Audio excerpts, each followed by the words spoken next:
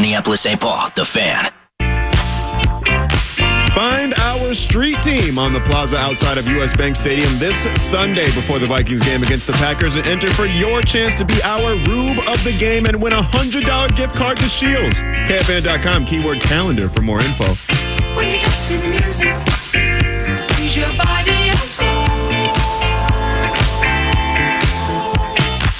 When you dance to the music, use your body and soul.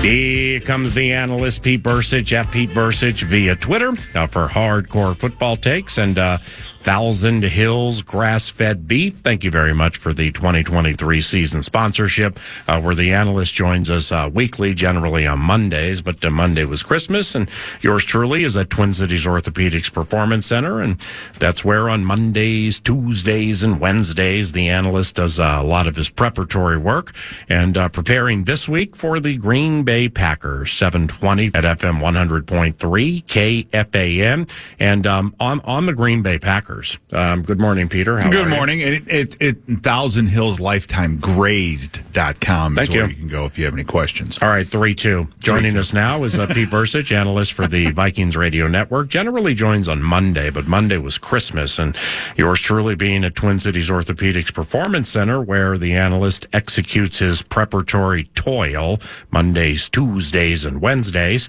He was nice enough to stop by and get the verbal back of yours truly. And once again, this is provided by Thousand Hills in Lifetime Grazed.com. Boom. Thousand Hills Lifetime Grazed. Yep, and meaty segments coming your way, beginning with Green Bay. And we watch Green Bay, or we watch other teams in passing and stuff like that, like when the Vikings play afternoon games or Sunday or Monday Night Football or whatever. But really don't deep dive into things. Critically watching back games and getting into the statistical wherewithal. And Jordan Love, quarterback for the Green Bay Packers. Pete put a lot of time yesterday for Vikings.com into Jordan Love and also the pass defense of the Green Bay Packers. But let's begin with the quarterback. Since we last saw him, man, 16 touchdowns and 3 interceptions. Jordan Love just looks more in control. Would you agree?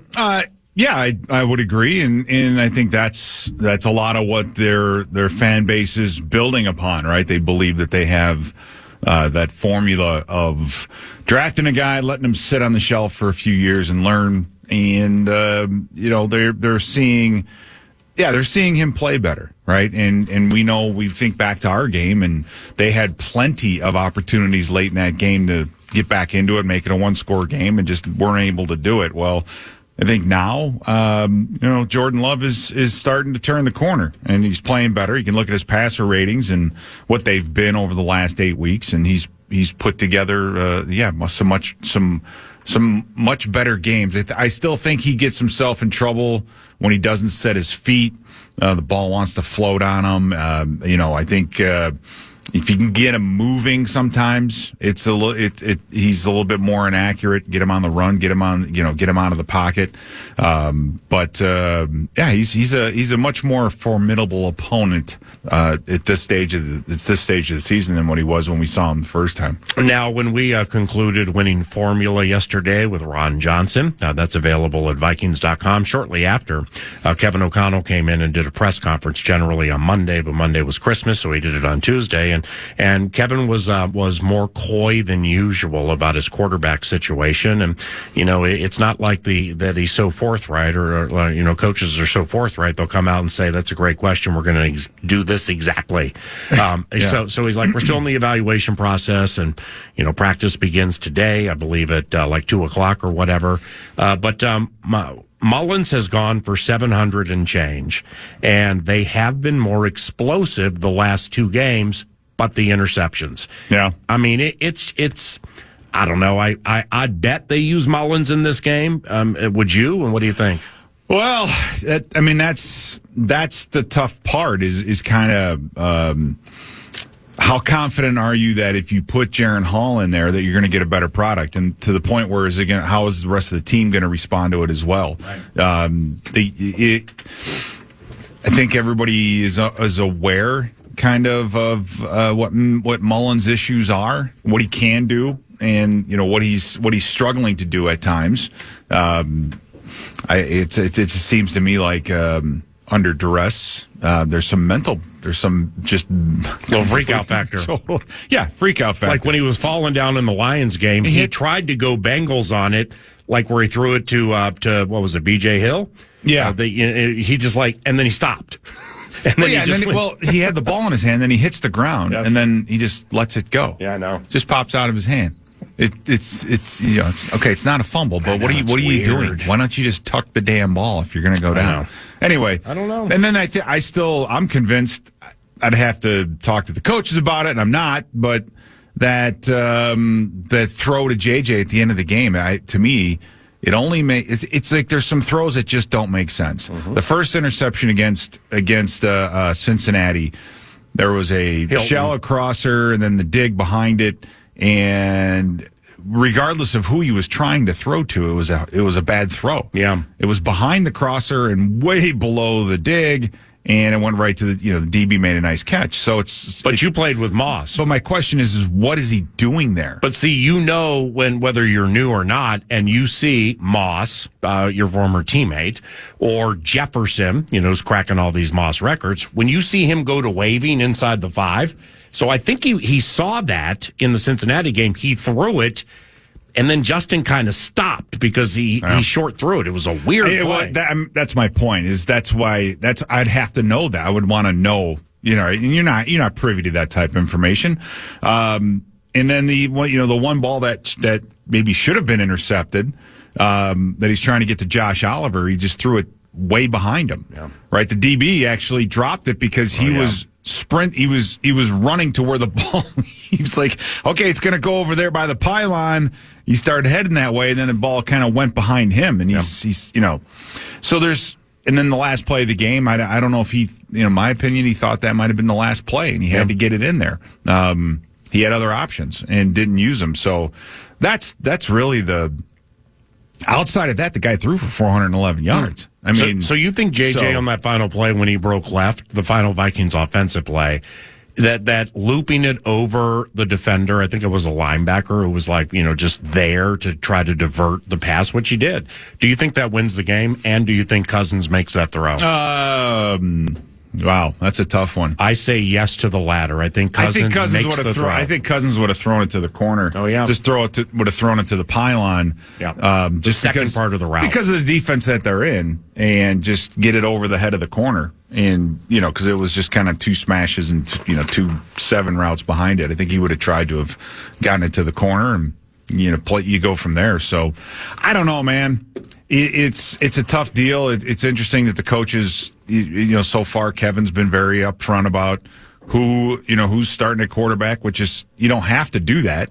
There's no rule that says you need to declare who's your quarterback, but he's been very upfront about it, and he's not now. So what's changed? I don't know. Part of it is maybe you just need that little bit of an advantage that Green Bay's unsure of who they're going to face, and it does matter defensively.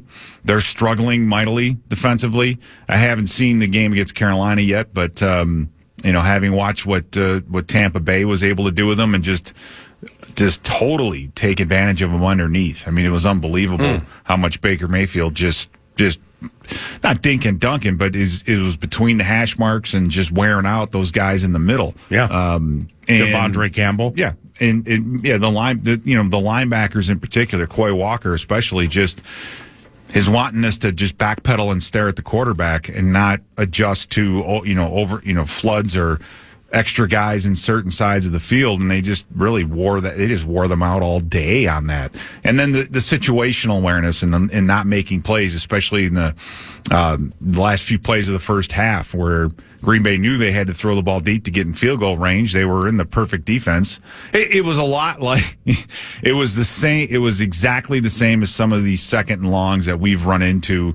I think about Kansas City when you have I think it was Bynum that was right there on Justin Watson. He's right there, and he jumps, and then he comes down, and then the ball goes over his head. Right? It's the same. It was a very similar type situation with Green Bay. So, it might be a shootout on New Year's Eve. Mm-hmm. I mean, their offense looks good. Is it as balanced as Detroit's and as cold blooded as Detroit's? No. Yeah. However. Well, Aaron Jones looked great. It's interesting because he averaged 6 yards a carry. Let me see his number here. 21 attempts, 127 yards, 6 yards a carry. Hey. The rest of the running back crew, this includes, A.J. Dillon, 10 attempts for 16 yards. Jeez. Well, and in that game, too, I mean, they're winning by multiple scores.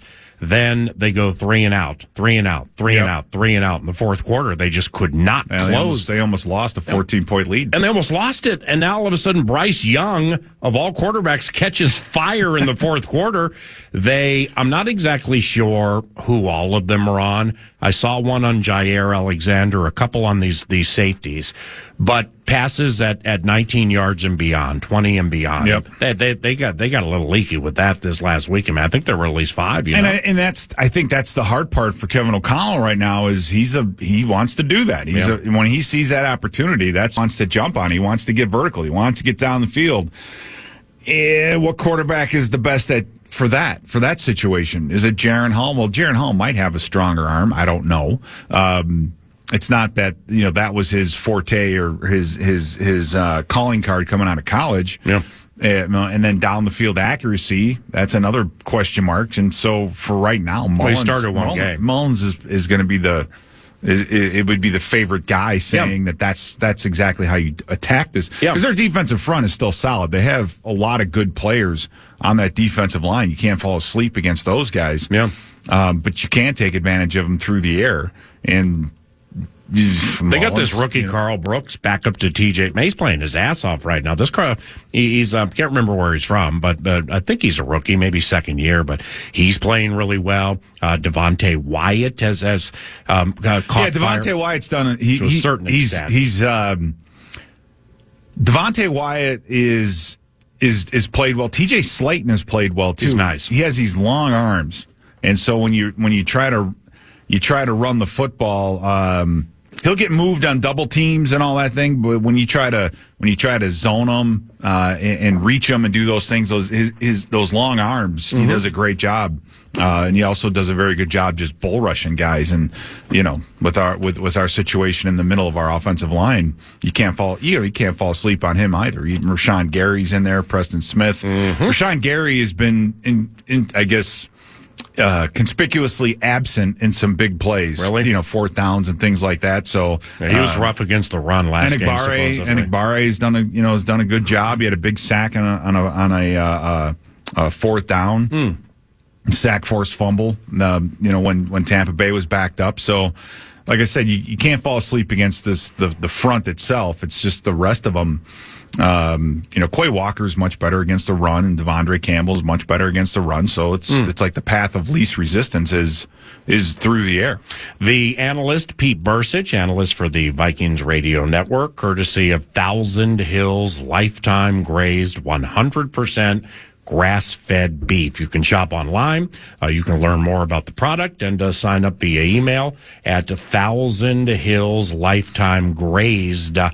thousandhillslifetimegrazed.com. And we always encourage you to at least learn more about those who take time to sponsor those who aid us with segments 9 to noon and at FM 100.3 KFAN. Well, lastly here, you being a former coach and a player who would be on the other side of it, over the annals of time, coaches are I'm not going to say they're change averse, but they prefer routine if they can find positives in it. Yeah. Which means, I mean, I think it would be 80% Mullins will play Sunday night in a playoff elimination type game. Here's the thing, and it's the coaching side of it, in that consistency is probably one of the most underrated aspects of a player. Yeah. If you have a guy who may not be the best or ideal, but he's consistent, you know what he can do and you know what he can't, you can plan around that. Good point. Right? When you have a guy, and I always use this as the Bryant McKinney, because Bryant McKinney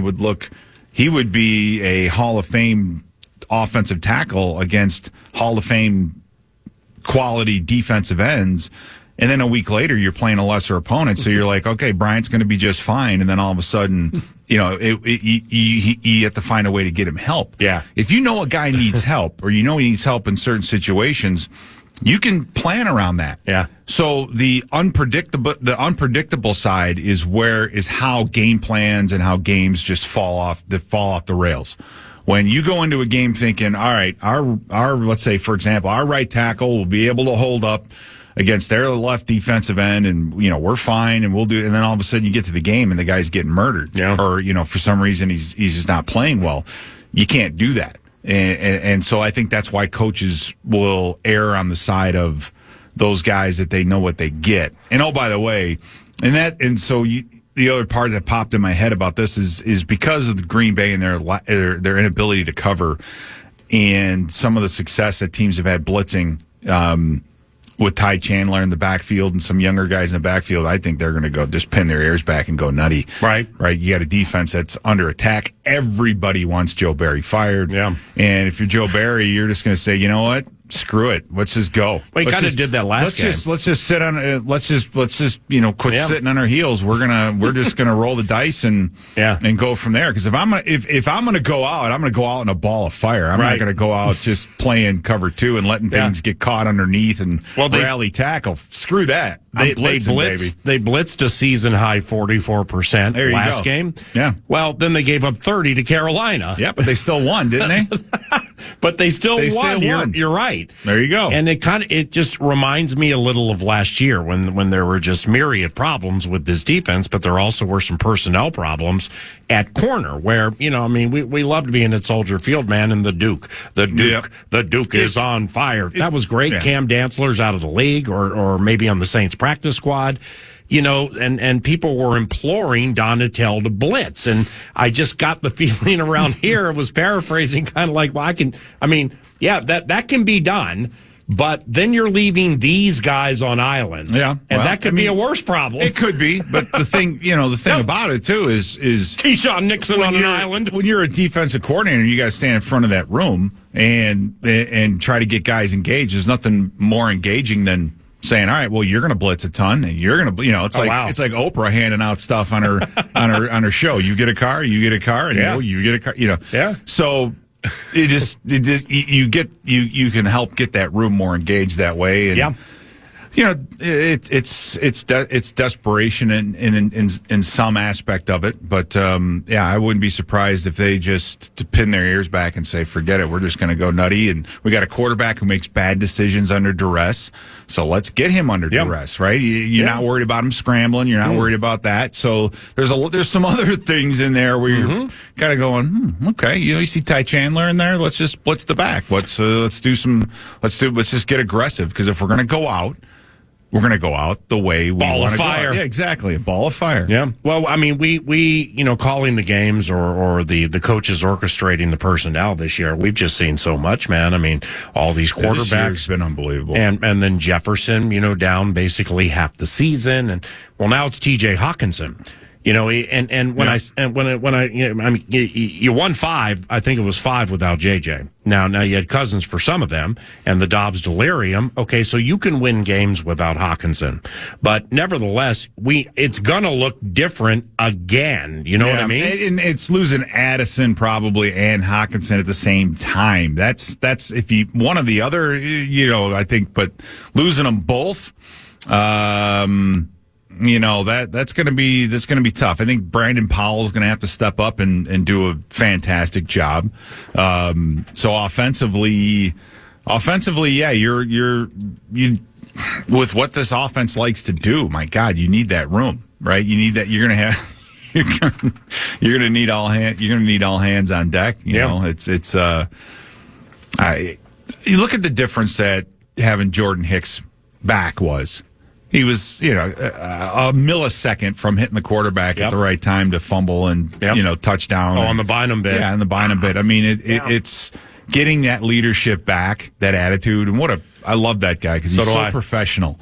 I had to go into the locker room, which I don't normally do after the game, to find Ahmad, and there he is standing in front of all the reporters, answering questions. He's such a professional, and he has just that attitude that it's like a chip on his shoulder, right? And so great to have that back on the defense. So you get some guys back. I mean, there's the guy laid in bed for 4 days with his leg wide open a couple weeks ago. Yeah, nobody would, if he just packed it in for the rest of the year. I don't think there's a guy on the team that would have said, oh my God, he's soft. No, but he came back and he's leading this defense, doing what he loves to do. So hopefully that'll, we got some things to figure out. Who knows what we're going to see on New Year's Eve. Here we go. And DJ Wanham also was lost for the season. That's unbelievable. Yeah, with a quadriceps injury, I believe that's what it is. But I mean, I hate this conversation because it involves somebody else's money. But I mean, it's fact. DJ off the best season of his career, set for unrestricted free agency. I would have bet he re-signed here at a pretty fair deal.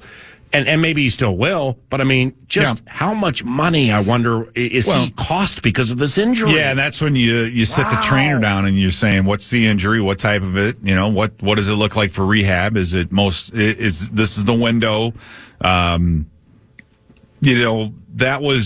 That used to be the ACL thing in the old days because part of it was, it's like 50% of it was your surgeon and the other half of it was your rehab. And if you had a guy who didn't like to work out and you didn't trust necessarily to do all the things you had to do to rehab this injury correctly, then there might be some problems down the road. So that's the conversation that you have to have with the trainers to say, what exactly is this injury? Is it a simple, throw a couple staples in there and he should be fine. We've got a long list of guys who have had the same injury and they've all come back and played at the same level. Then you feel a little bit better about saying, yeah, we can give you a normal contract. But the questions come in when you have to, depending on the injury. So it's such a, you're dealing with, the bottom line is as much as we want to quantify all this, especially in the draft, right? You've got this, this stat and this number. These are human beings, right? That you're dealing with. So there's just there's always that unknown factor. Yeah. And unfortunately contracts are written in ink.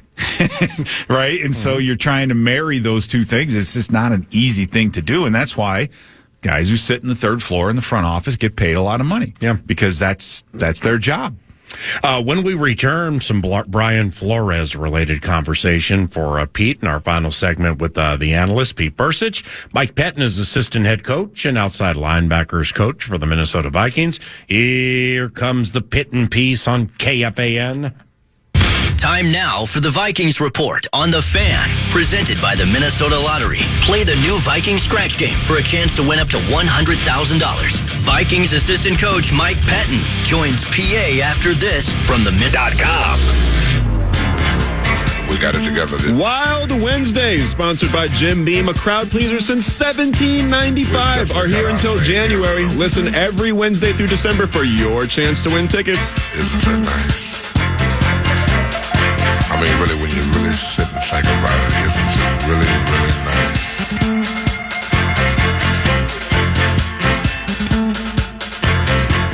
I can easily feel myself slipping more and more ways. Maxx Fuller on the controls. He's the master mixer of the 9 to noon show today from Twin Cities Orthopedics Performance Center. It's young Maxwell, Barry White, Pete Bercich, and yours truly, Paul Allen, discussing Minnesota Vikings football. And I mentioned before we paused in the Pitten piece, Brian Flores. I'm going to start here, and I think I know the answer to this question, but I just like to hear you analytically break down things like we're calling games.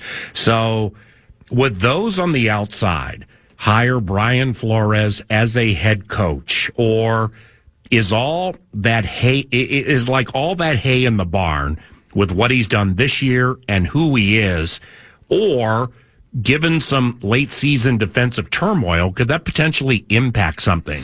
As far as him, like people moving being on, people being interested in him. That's tough. I mean, the first thing I think is the number. What number of head coaches are out there?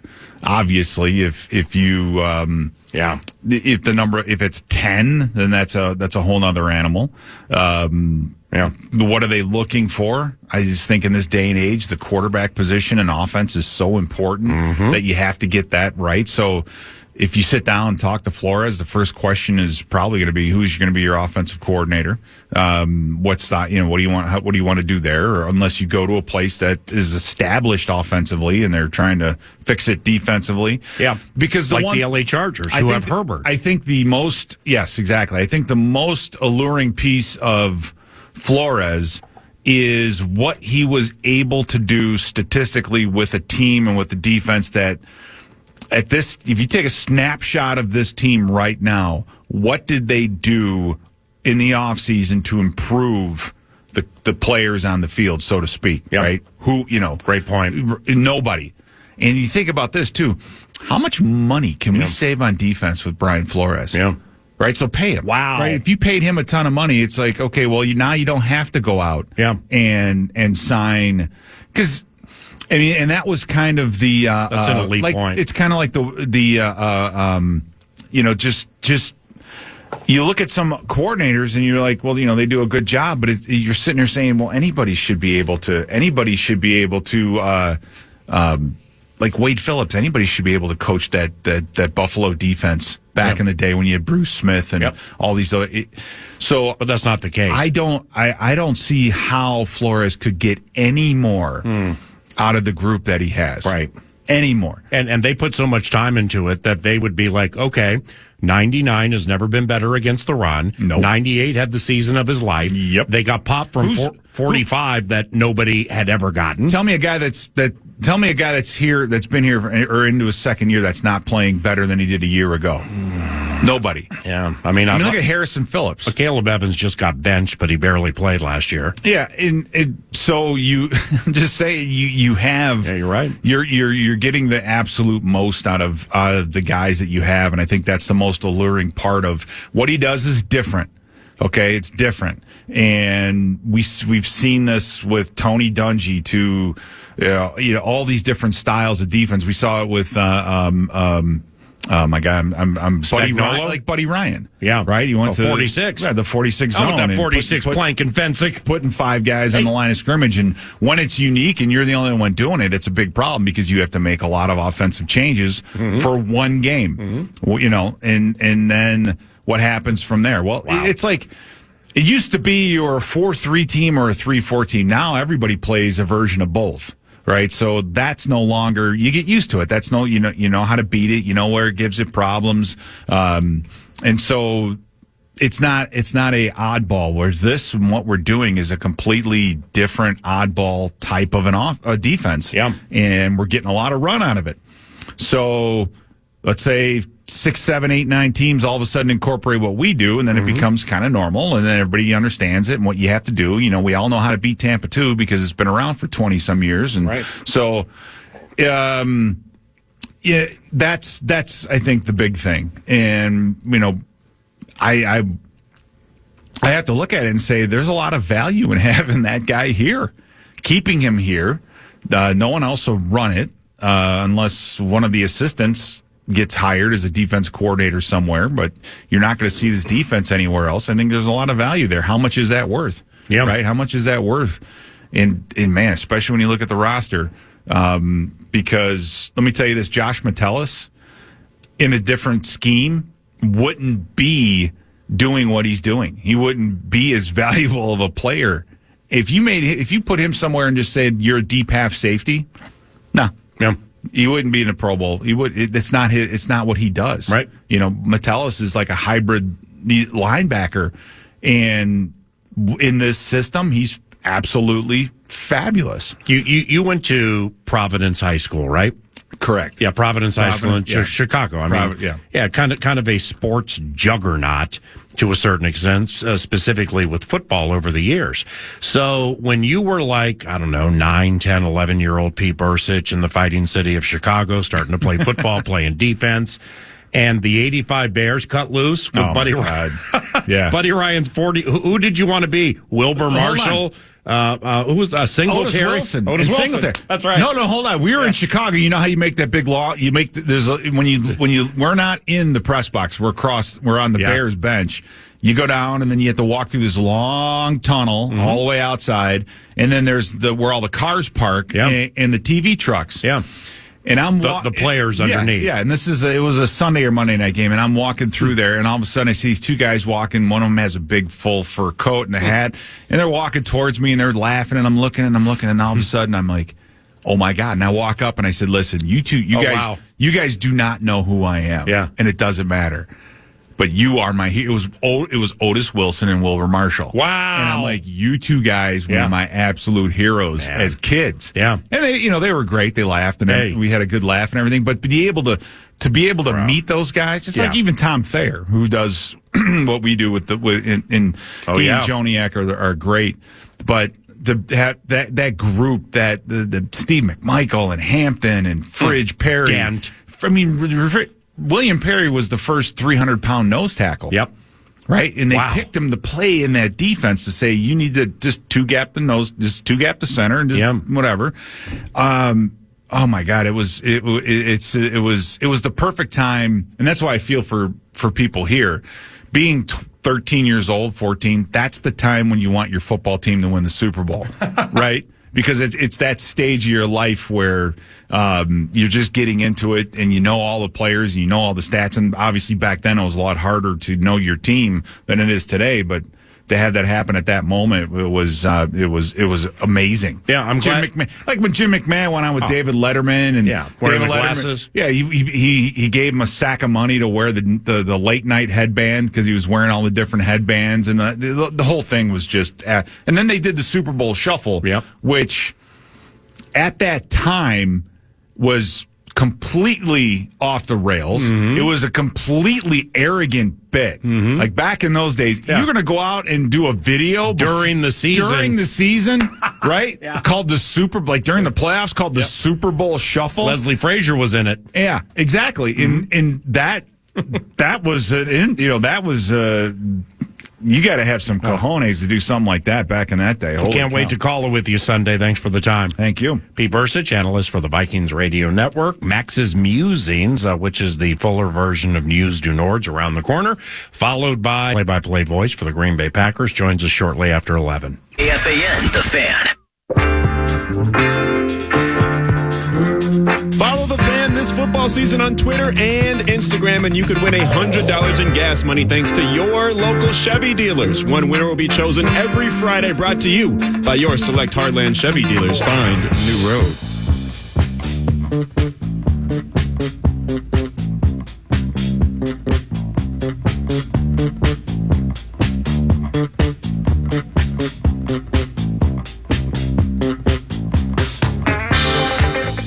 Count 9 to noon, FM 100 point.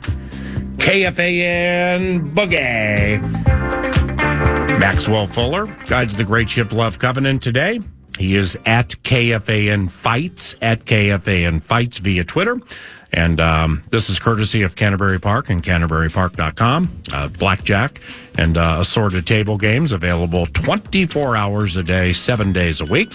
My little buddy, my son, Senor Smiley, is attending bar at Chip's Bar at Canterbury right now. So if you want to go out and say hi to my little buddy, that'd be super cool. Maybe get some 20s and some blackjacks or some 19s and have a good time. CanterburyPark.com. Max, what's up? Let's start with the Timberwolves, how we started the show. AC/DC was nowhere to be found, but the OKC Thunder left the Wolves thunderstruck last night in a 106-129 loss for the local squad. Anthony Edwards led the way for the Wolves with 25.7 rebounds and 6 assists, but OKC was too hot to handle, shooting over 60% from the field and nailing 18 threes to hand the Wolves their 7th loss of the season. Some good news for the Wolves, however. Karl Anthony Towns was back in action after missing a game with some knee problems. The Wolves will look to get back on track when they host Luka Doncic and the Mavericks right here in Minneapolis tomorrow night. And Max's musings, if we were to have montaged the Wolves game last night, Cool and the Gang's Too Hot would have been the perfect song, man. I mean, they shot 60%. They only had 11 turnovers. Wolves had like 23. And Jalen Williams from, I mean, the 3-point line, he's tough, but I mean, he went Steph Curry, Dame Lillard on it last night. My man was backing up to 25, 26 and just showing off. So, the Thunder absolutely outplayed the Timberwolves the majority of the game. End of the third quarter, early fourth quarter kind of sealed the deal. And here comes Luka, who just hung 50 on Devin Booker and KD a couple of nights ago. That's tomorrow night at Target Center, though.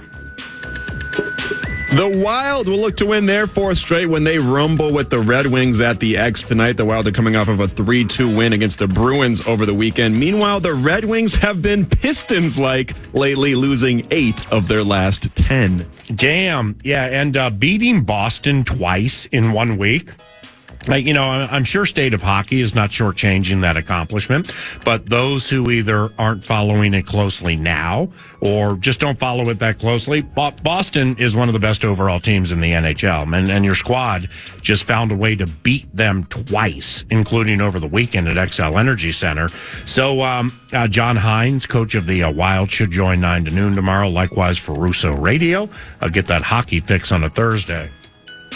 Speaking of the Pistons, PA, they made history last night, but not the good kind of history, as they lost 118-112 to the Brooklyn Nets, notching their 27th straight loss. It's the most consecutive losses in a single season in league history. The Philadelphia 76ers have the overall record, losing 28 straight, but that spanned across 2 seasons. The Pistons haven't won a game since before Halloween. It's home opener October 28th against the Bulls, and is now 2-28 on the season.